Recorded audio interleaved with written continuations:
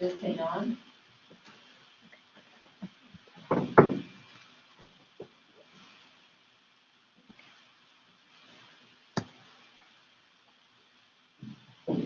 So again, I want to welcome you. I'm Shelby Gannon. I will encourage you to come to the Writing Center as you're working on your papers. We can help with all aspects of writing, from the development of your thesis to the very end of the polishing of your piece of writing. The yellow sheet that you see on the table lists the Writing Center's hours and contact information, as well as answers to commonly asked questions about the Writing Center. And know that the instructions in the back for scheduling an appointment online are more complicated than it actually is to do it. We can also help you schedule an appointment, or you can just drop in and see if a consultant is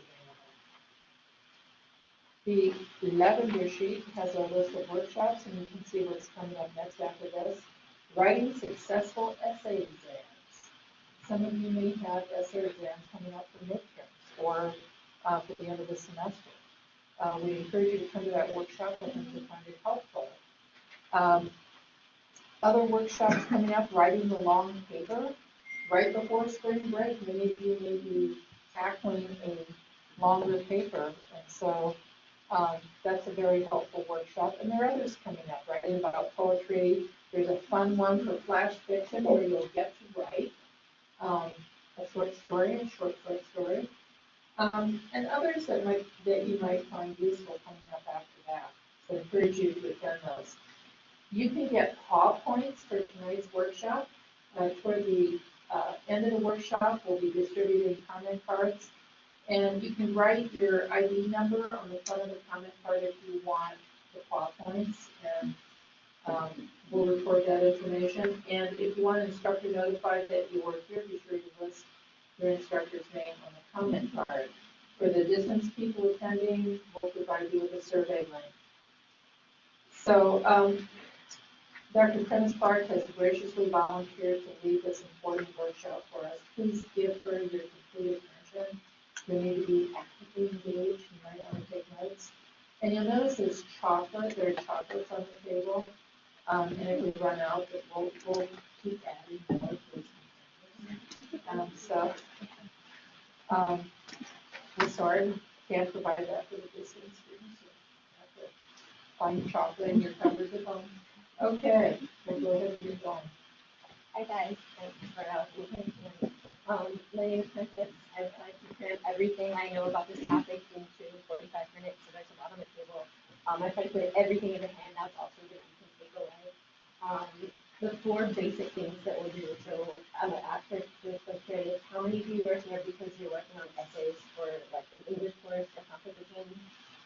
Here for other things, other courses. So a lot of English people. Business, is anyone in business or sciences? Okay, so most English, humanities, writing essays, I'm assuming. Okay. So the four major things we look at: one, literally tips for how you choose a resource that's actually usable, that's useful for you, that you understand and you can use. The other thing that we'll look at is strategies for navigating or literally understanding your secondary sources, right? Because sometimes your professor asks you to use 3 different sources and they're articles and they're hard to understand. So I have a couple of quick tips for how you actually navigate those sources.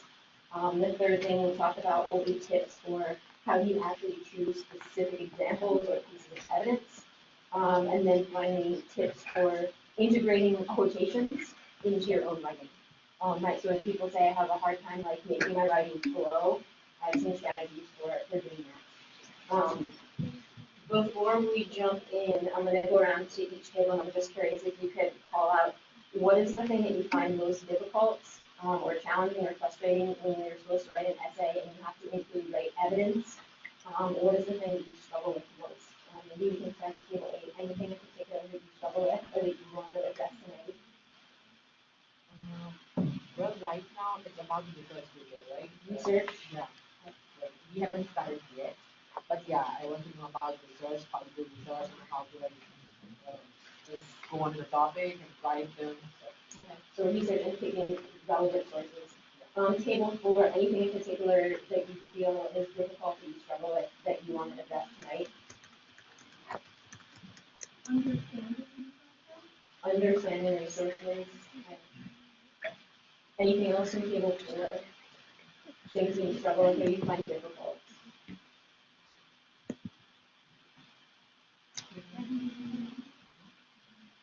Okay, table 3. Are you here? What do you find difficult? You're here, obviously, maybe your teacher gives you extra credit, but literally, what is it when you're writing an essay and you get feedback? What do you find difficult?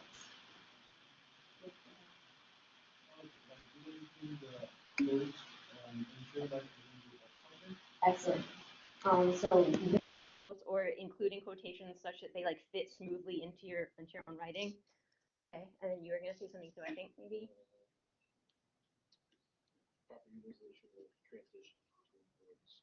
Trans. Introducing and flow and transition between words. Okay. Nice. So introducing quotations, how do you introduce a quotation, and then how do you make sure that it's clear for the reader why that quotation is important? Table 2, anything in particular that you want to address, things that you struggle with?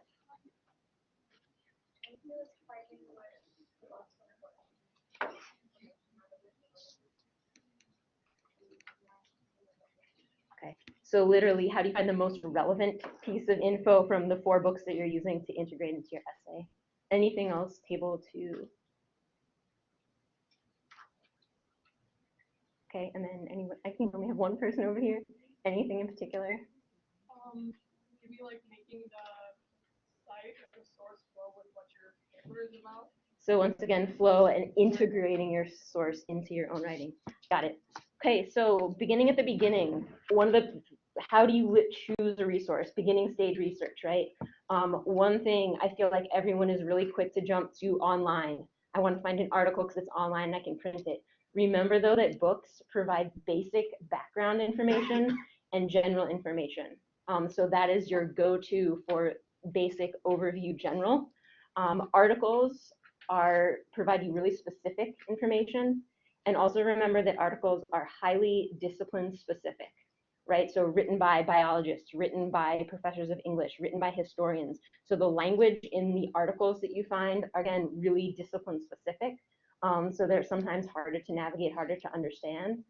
When you're first starting out for research and trying to look for a source for a paper, I would definitely recommend looking at a book first, going to the library and trying to get background information. Then the next question becomes, right, well, how do I read 4 books to write 1 paper? You don't need to read a whole book. Remember that when you use a book, you may only be using a chapter. You also may only be using an introduction. So this is sort of the second point. When you get a book, the quickest way to find out whether or not it's useful, skim the introduction to the book, look at the preface. So right, literally it's maybe 2 pages at the beginning of a book titled the preface. Look at that. Look at the table of contents. Right, a lot of academic books, they have chapters. Maybe you only need 1 chapter. You don't need the entire book. So make sure to look at the table of contents. Also, you can skip ahead to the conclusion. All academic books in an introduction and conclusion, the person gives a summary of what he or she is going to be talking about. So if you jump to the conclusion, right, you'll get an overview. What has this person argued? And then you'll know right away if that book's useful. Another basic tip for when looking for resources. When you go to look for library books, look at the shelf, browse the books that are nearby the book that you're retrieving. Remember that books are grouped by topic. Some of the best finds, the most useful resources you find by accident. It's also much quicker, right, to stand at the shelf and pull out a couple books and look at tables of contents, look at introductions, than to try and figure that out online. So I definitely would recommend go to the library, take a minute, browse the shelf. Another crucial tip for finding useful resources. Another basic tip for a usable resource. Really think about what kind of information you need. So all of those people who are asking about, right, what's most relevant, what are you trying to argue and what is going to support your thesis? Do you want numbers, right? Do you want quantitative data? Do you want an expert opinion? Do you want historical context? Do you want a scholarly interpretation of a book? So based on your answer to those questions, right, that's going to direct the kind of resource you find. right? The kind of journal that you're going to look into, the kind of book that you're going to look at. So again, really think about what is going to support your argument. So once again, once you've answered those kinds of questions, narrow your search for sources by looking for articles in appropriate databases and journals. Most of you probably will have library sessions. You'll learn how to use, right, the library research guides. Every subject has a library research guide. So if you're in science, if you're in history, if you're in English, right, you'll get a list in the library, and I'll tell you what database to use. If you, for example, psychology journal and a literary journal are going to give you really different kinds of evidence. If you're writing an English paper and you look at the kind of journal that your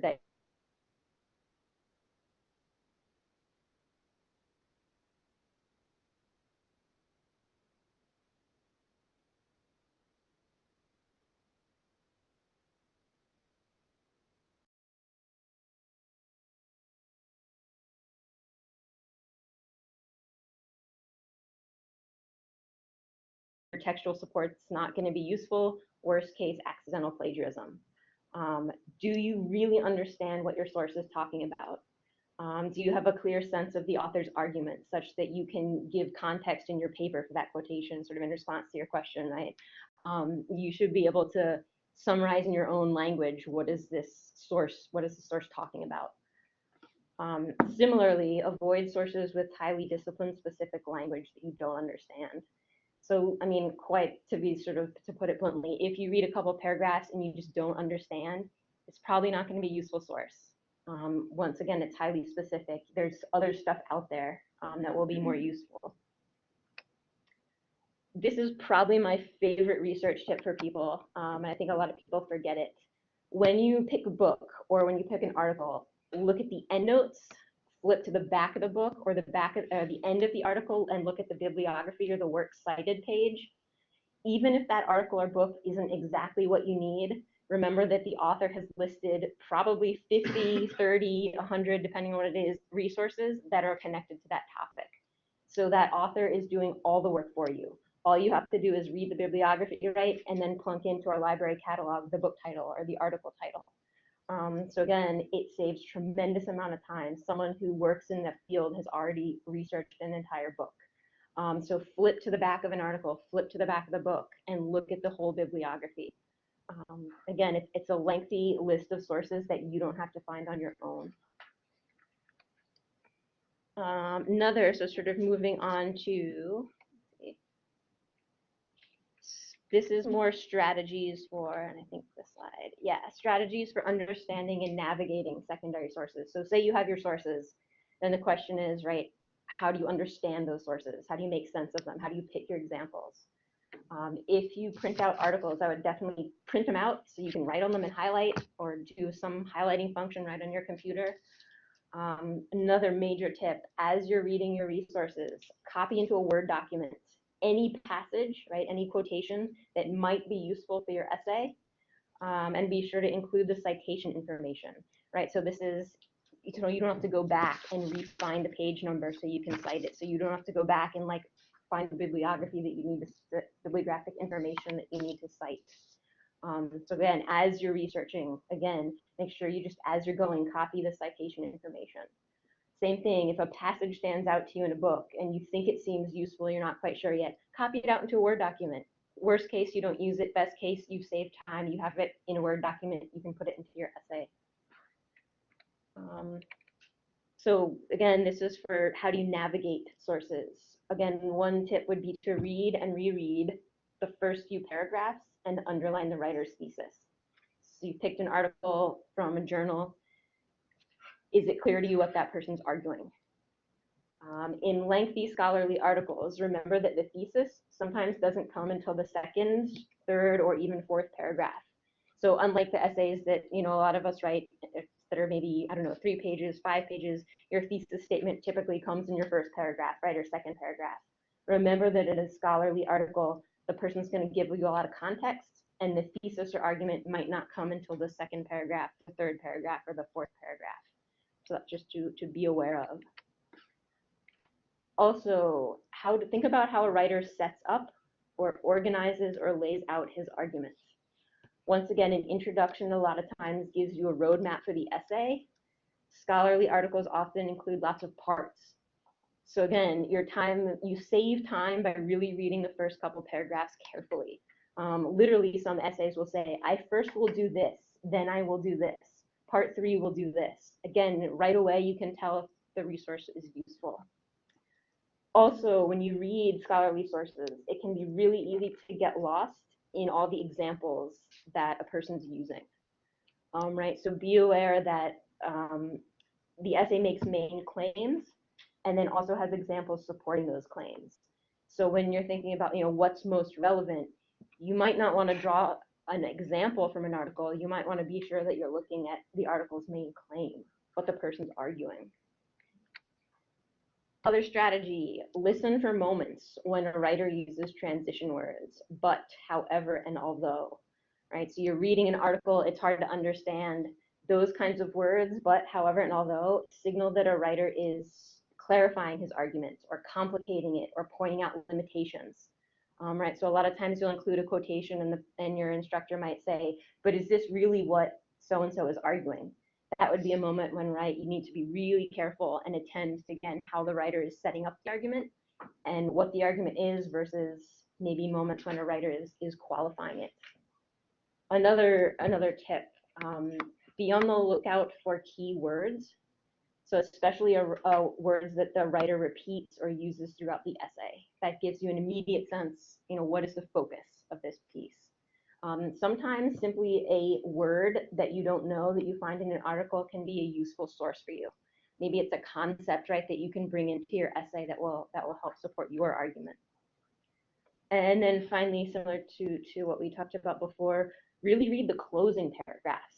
Right, this is not like a novel where there's a spoiler and you don't want to read the end. Like, this is a perfect case where, yes, jump to the end and look at the conclusion.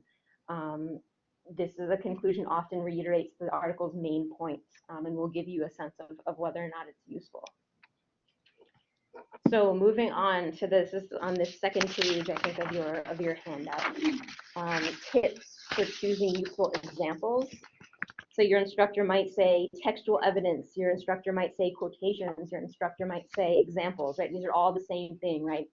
Outside information that you're using to support your thesis, to support your argument. This big question that you can ask yourself: how does this quotation, or how does this piece of evidence, or how does this example advance my argument? What precisely does it contribute to my essay? If you can't answer that question with, right, if you don't have an answer to that question, then your resource or your quotation or your example is probably not that useful. So you really, that's every time, right, you're thinking about integrating a quotation, can you talk in your own words about why that quotation, how it's helping your argument? Quotation doesn't replace your words. Quotation helps to develop your words. That's one of the things that at least I see in a lot of papers, right? Someone finds, oh, like, here's some good words, I'm just going to put them in and let them speak for themselves. But remember that you are the expert, you're the writer. You need to show the reader, why are you using this example? How is it helpful? How is it clarifying your argument? Walk the reader through that. Next thing to ask yourself, or a couple things to ask yourself. So you have an article, you picked out a passage that seems useful. One thing you can ask yourself: does the quotation or passage provide a helpful summary of your topic? That is a great use of a resource, right? Maybe you're talking about, I don't know, media and 21st century in college. Maybe you find an article that gives a really nice summary of contemporary perspectives on media and college-age students. That's a good use of a resource. So here's an example. Wile E. Coyote, in his article, Writers at USC, provides a helpful summary of this topic, colon, and then you give a quotation. So that would be one use, right, of an outside example, something that's effective, and how to weave it into your own writing. Another thing you could ask yourself: does the quotation or does the passage provide a concept that will help you to develop or clarify your thesis? So this is an example from a student paper. Americans today live in what John Martinson calls an oversexed society that focuses on things such as pornography. So once again, that concept, right, an oversexed society, That's one concept, it's from an outside resource, and this is going to be crucial to this writer's argument. The writer can go on then, right, to give quotations. What is an oversexed society? What's an example of it? So again, think about maybe your outside evidence is a concept that will help you to support your argument. Another thing you could ask yourself, does the resource provide data, literally numbers or statistics, that will provide quantitative support? So 50% of college-age students have a Twitter account. I don't know, something like that. Does the resource provide a solution to the problem that your essay addresses? Another good use of outside resources, right? Example, Wile E. Coyote offers a way to solve the problem of bullying in schools. He suggests that, and then you give a quotation. So right, this would be for an essay if you're writing about bullying in schools. Maybe you find a resource that has an answer to the problem that you're looking at. That's another great use of outside source. Give us that in your paper, right? Give us that solution.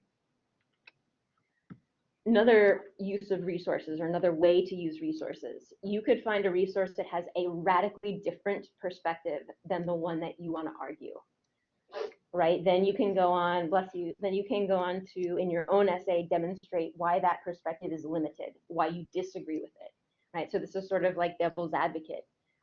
Maybe you want to, I don't know, what would you be arguing? Arguing that bullying in schools could be changed if we had lots of workshops. Maybe you disagree with that, or maybe that's what you're arguing. Look for an article that disagrees with it.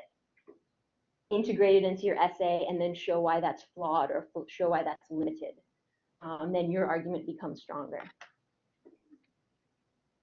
So once again, the big things when thinking about, what is relevant, what should I include, ask yourself, how does this resource advance my argument? What does it contribute to my essay? If you can't answer that question, then it's very likely that you don't have a quotation, an example that's useful for your resource. Any questions thus far before we I have a couple examples that we can look at, but any questions thus far are things that people want clarified. And online people, I don't know if anyone online has questions. Nope, everybody good? So the next thing that's going to come around is two excerpts from two different, when a person, instructor, right, asks you for a peer-reviewed journal article, right, or a scholarly source. These are two excerpts from scholarly sources that we're going to take a look at. And just point out a couple things about them.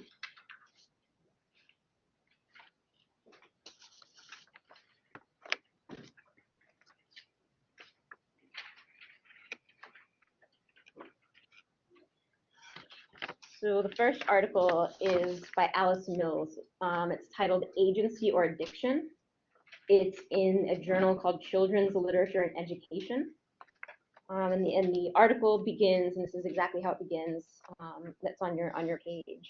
In her 22 essay, Crowning the King, Harry Potter and the Construction of Agency, and in her subsequent book, Diana Wynne Jones, Children's Literature and the Fantastic Tradition, Farrah Mendlesohn, criticizes the Harry Potter novels for their lack of agency. Harry Potter's future, and therefore his adult self, is iterated in the very first novel. The adventure becomes determined rather than exploratory. Adventure becomes the substitute, an irony of maturation, if you will, distracting from the relative lack of agency that the protagonists, steered through the map of their adventure, never acknowledge or correct. On the level of overall narrative and genre, Mendelssohn's claim is irrefutable. As soon as Harry is told of his parentage and his magical powers, an opposition is set up between the boy wizard and Voldemort, leading inexorably to the final battle on which the fate of the world depends. Within the details of the story, however, on the level of characterization and incident, the question of agency becomes more interesting. Here I am following Peter Bowden and Jane Mummery's definition of agency as, quote, having the power and capacity to act as one chooses. She has to be able to couple her needs and desires to possible actions and, more generally, see the possibility for action, as well as weighing up pros and cons and eventually deciding on specific actions. Notice right there, for example, that's a great use of a scholarly source. Whoever's writing this Alice Mills person, she's quoting someone else to give a definition of agency. So that's a great example. You could star that, right, as how do you integrate a quotation? What's a good example? Continuing on, at the end of Harry Potter and the Chamber of Secrets, Dumbledore explains to Harry the crucial difference between Voldemort and him. The Sorting Hat only put me in Gryffindor, said Harry in a defeated voice, because I asked not to go in Slytherin. Exactly, said Dumbledore, beaming once more. What makes you very different from Tom Riddle? It is our choices, Harry, that show you what we truly are, far more than our abilities. The risks for Rowling here are very high. Only if her characters can be seen to choose can the good be distinguished from the bad. A convincing representation of agency is required not only because the conventions of the genre point so strongly toward a predictable division between the forces of good and those of evil, each with their champion predestined to meet in decisive combat. Moreover, the well-publicized promise that the series would consist of 7 books, one for each of Harry's school days, meant that even for the original readers, long before the series was finished and its ending known, Harry's survival until the end of the volumes was guaranteed, but not beyond, as Rowling let fall hints that the last volume might end with his death, though not with his defeat. Readers' interest thus lies not in suspense about whether Harry will ultimately defeat Voldemort, nor in the question whether he will survive the events of each Hogwarts year. Rather, suspense is to be found in a variety of other challenges posed to Harry: the growing horror of the evil he must face, the increasing inadequacy of authorities to help him, the testing of his relationships, and finally, in the development of his sense of self. It is arguably in the portrayal of the other characters, rather than those of Voldemort and Harry, that the issue of agency can most fruitfully be probed. For what can be expected of a fantasy quest champion of good or evil, other than the development of agency that Harry attains and Voldemort fails to exhibit? So, long. What is the thesis of this article? So here you're confronted with, right, you picked an article, it seems relevant because you're writing an essay on Harry Potter. Anybody, what would you underline? If you were to underline the sentences that you think are the argument or the thesis, what would you underline? I think the whole paragraph discussed about mainly the storyline, not the concluding thing. Like everyone knows that Harry Potter is not like is going to live, whether it's like he's not going to die. But the suspense was in all the storyline going to happen between this whole story, right? I think this would be the thesis. Like it does not depend upon what is going to be the end, but the journey we are going to take through that storyline. That is the main thing. So that is crucial in the whole setup for this person's paper, right? Emphasizing where's the suspense in Harry Potter? We're not really in suspense about whether he's going to survive, right? So this is what this author is in part arguing. But so then what is the author arguing? If you were, again, underline a sentence, anyone at table 2 have an idea? If you were to underline what this argument is, what sentence stands out to you as the thesis or the argument? You guys are table 2 Nobody has a sense. I think it should be Harry Potter's novels for their lack of agency. Like in the first 4 lines. In the very first 4 lines. Yeah. So this is interesting. So here, remember, you want to quickly, everyone sort of is quick to jump to what is this person arguing, but notice in the first 4 lines what's happening. This author, Alice Mills, is talking about another critic. And how this other critic, Diana Wynne Jones, criticizes the Harry Potter novels for their lack of agency. So this is background. Online, I've got an answer here. So someone online has an answer. Addie says, rather suspense, she quotes, rather suspense is to be found in a variety of other challenges posed to Harry: the growing horror of the evil he must face, the increasing inadequacy of authorities to help him, the testing of his relationships, and finally, in the development of his sense of self. It is arguably in the portrayal of the other characters rather than those of Voldemort and Harry that the issue of agency can most fruitfully be probed. Nice. So this person online pointed out to the literally the very last like 3 sentences on this page. So that's what you were getting at here, right? Saying talking about the question of agency. So literally, if you underline those last sentences, right, the reader's interest lies not in suspense about whether Harry will ultimately defeat Voldemort. And then the person goes on to make a lot of different claims, right? This person is saying, no, the suspense lies here. That's an argument, right? That's a thesis. The essay is going to go on to talk about that. Also notice the word arguably. That's a key word. Whenever a writer says arguably, it means it's a point that's up for debate. It means it's a point that your resource, whatever it is you're reading, is going to be talking about, right? It is arguably in the portrayal of the other characters, right, not Voldemort and Harry, that the issue of agency can be portrayed.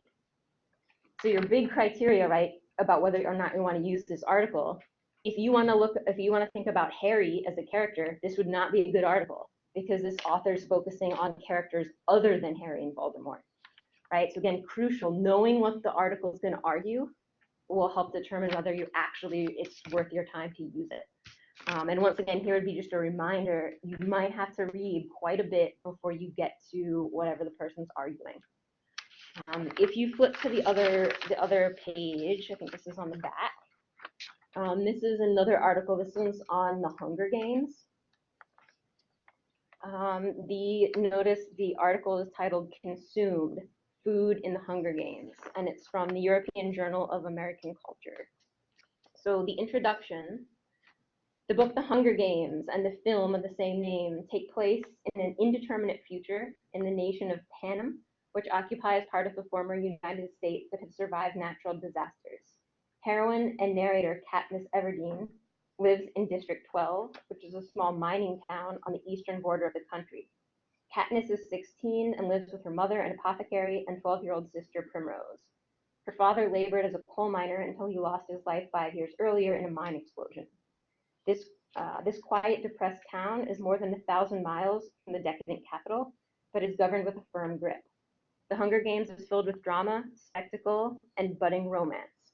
The despotic government controls the surrounding 12 districts. Violent killings are filmed and televised in 21st century mode of reality television. Katniss is close to her childhood friend Yale, which presents a conflict with her relationship to fellow district representative Peeta. Extravagance at the capital contrasts sharply with impoverished outlying districts. In this futuristic tale, as in the historical past, food divides rich and poor, empowered and oppressed, pure and putrid. Food provides a clear lens to analyze power and rebellion through theory, surveillance, and the art historical genre of memento mori. How does food represent and enact power? How does food send moral and political messages? How does the government control and, in fact, author the lives of citizens? How do Katniss's rebellions reflect, represent, and magnify the crisis of the state? Same thing there. I don't know, someone on table 4, what would you say is the thesis? What is this essay going to focus on? What is it going to be about? Or table 3? Anybody really? This one's much more obvious.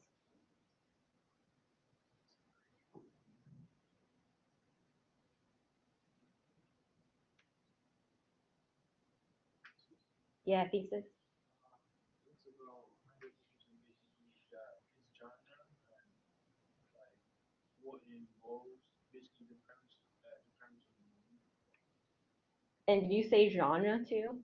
The Hunger Games and the genre, what kind of genre, right? What kind of art form is Hunger Games?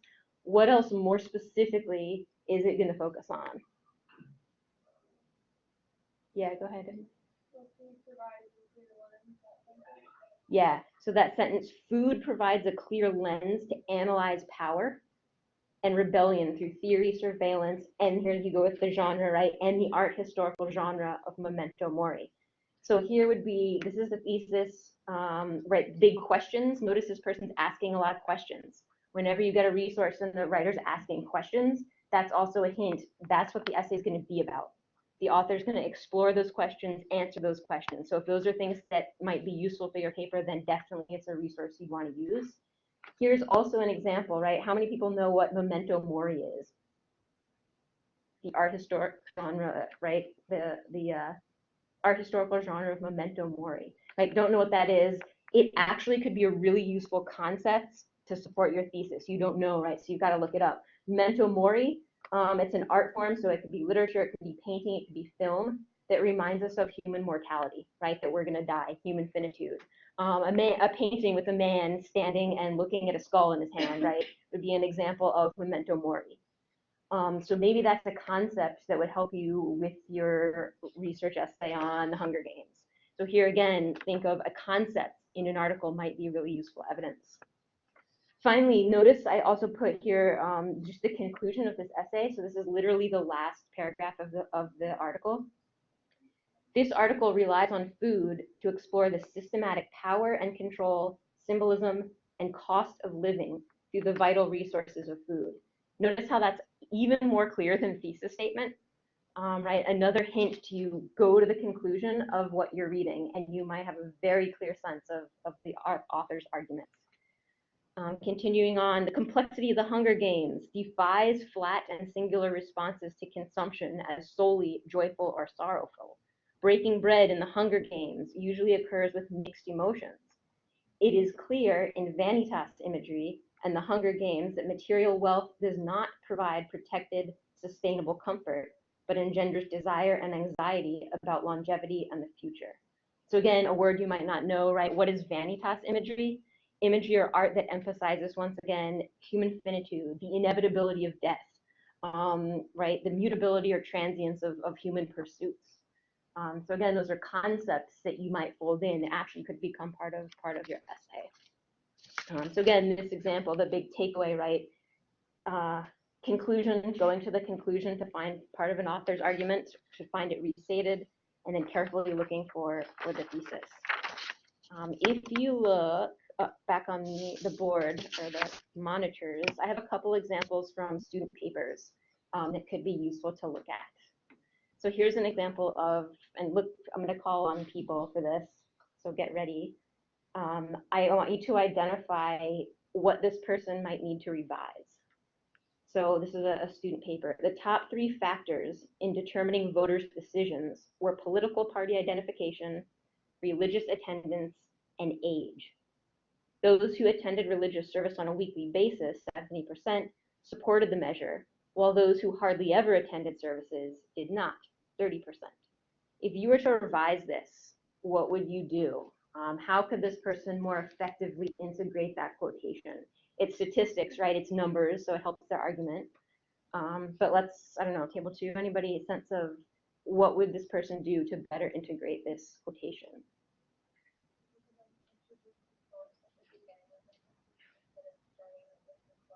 Absolutely, thanks. So literally, right, anytime you have a quotation, the reader wants to know where are these words coming from?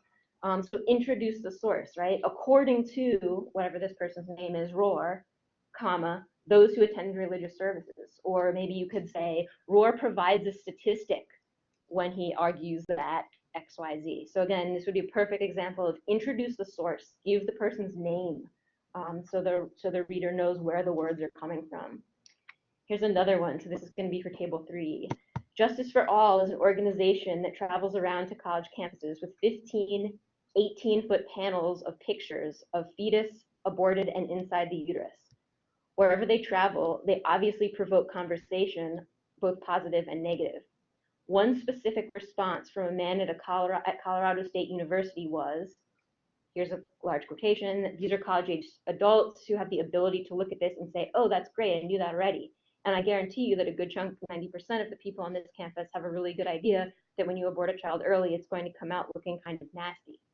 This man makes an extremely important point, and although these are not exact statistics, most people would agree that abortion does not look good.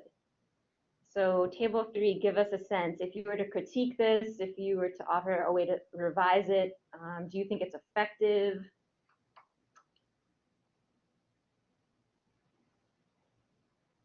Thoughts? Table 3. Looks good to you guys? Looks good to you guys? Any other thoughts about reading this that you might change? Does it seem effective? First of all, they should describe out what abortion is and what is the mentality of current society. Then they should talk about justice for all an organization and the person who gave the thoughts from Colorado State University. Yeah. Also, in the end, he just gave some sort of opinion of his, which is like a informal to me, I think. So he should provide in a very formal way to make it more impactful and effective. The person writing this essay, you mean? Yeah. So one thing, presumably this is from the middle, so the person probably defined abortion and gave different perspectives earlier on. But you're saying the last part, this man makes an extra important point, and although these are knives at that, this person should be maybe be a little bit more formal, a little more specific. Anything else stand out? Table 4. Yeah, yeah.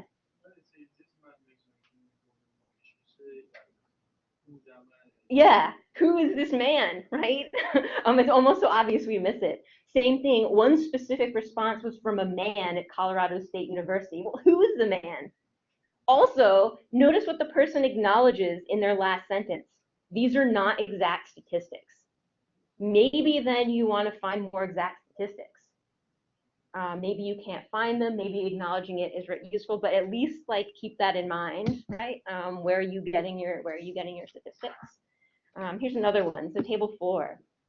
Also is from a student paper. Horace Mann believes that education will diffuse a knowledge of these beautiful and beneficent laws of health and life throughout the breadth of the state.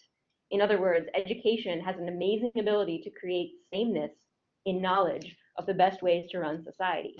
In Mann's perspective, the most wonderful asset of education is its ability to spread an idea far and wide, to reach the masses and, in theory, teach all rather than just one. However, Mann's focus on education as a great catalyst for setting up a working society is flawed, and that education essentially teaches the mind not to accept, but to question. And in questioning, one opens up room for any person to change their mind and in turn go against the norms of society they were intended to learn and follow. So anything either technical or conceptual level, anything you notice table 4 about integrating this quotation. It might be really basic, it might be, or something you feel like this person does really well.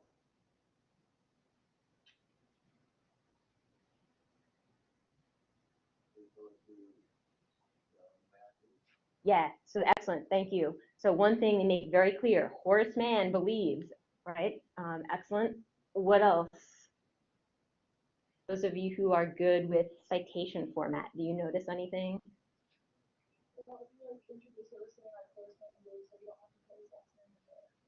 Exactly. When you have the author's name in the sentence, you don't need his name in parentheses, right? So instead of man 122, you just cross out, you just need 122. So MLA citation format, right? If Horace Mann is in the sentence, you only need the page number in your citation. Anything else that this person does well, do you think?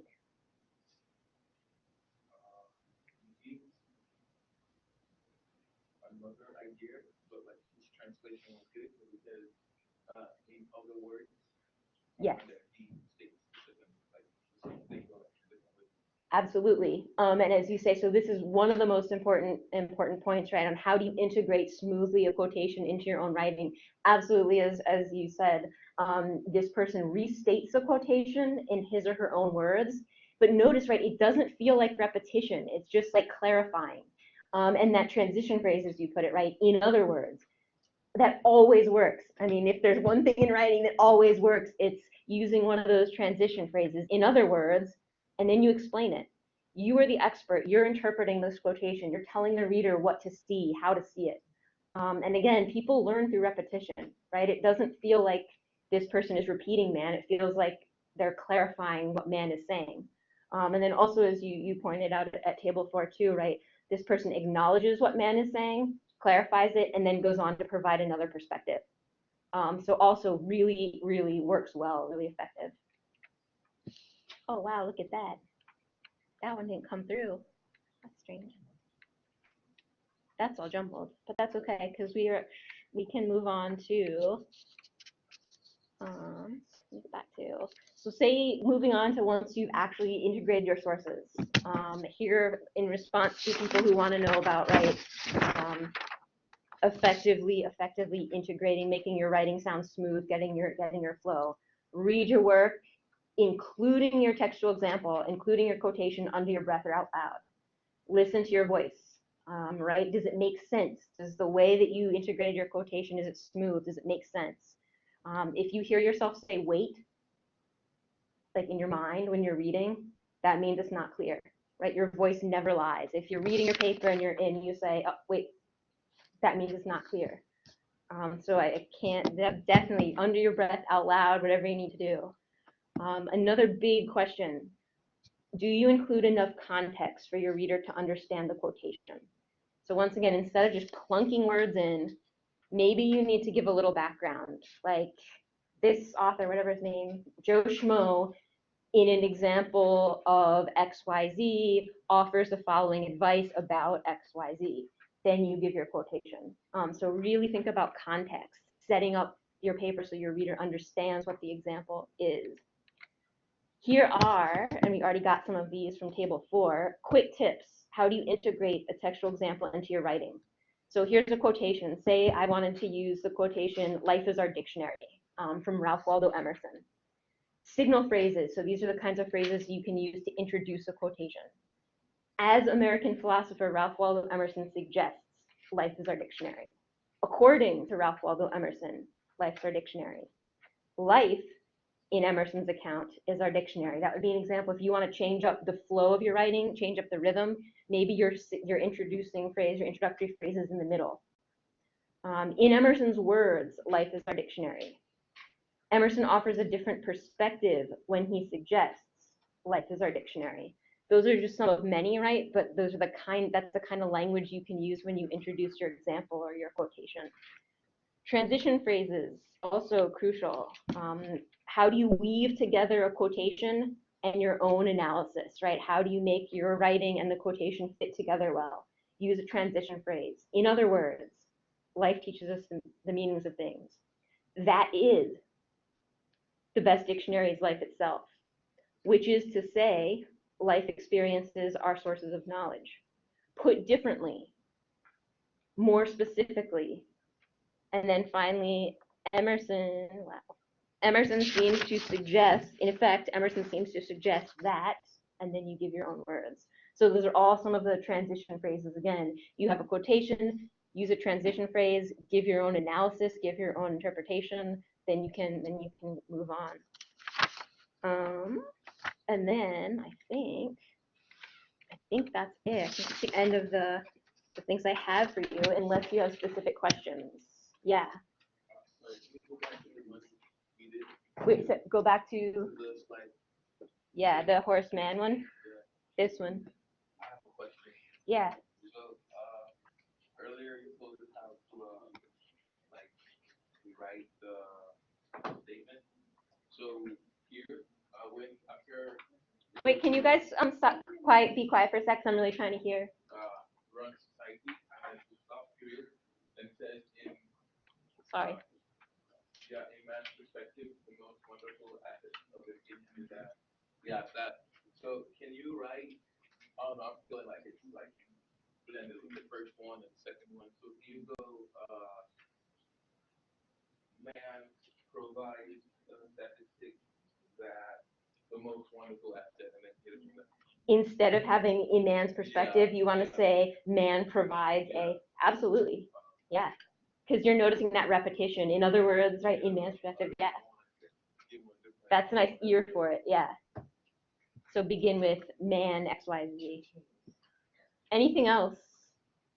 Any other questions, confusions? Okay, nice. Yeah. Since at the end you just like gave 2 different form of like phrases, like single Yeah. phrases and transitional phrases. Right. The question in my mind is like how we have to use those phrases in our writing, because sometimes when we are writing a very formal paper, so we have to use the single phrases. Right. So like choosing between those 2 phrases, how we can acknowledge it? How can we do this? How do you make the choice? What kind of phrase to use? Yeah. So think about a signal phrase introduces a quotation, right? A transition phrase connects a quotation and something else, like a quotation in your example. Transition phrase connects between your ideas, right? Shows the reader what's the connection between this. signal phrases, signals, here's a quotation, right? And this is who wrote it. So think of signal as introducing, transition as connecting. Would be one way to think about it.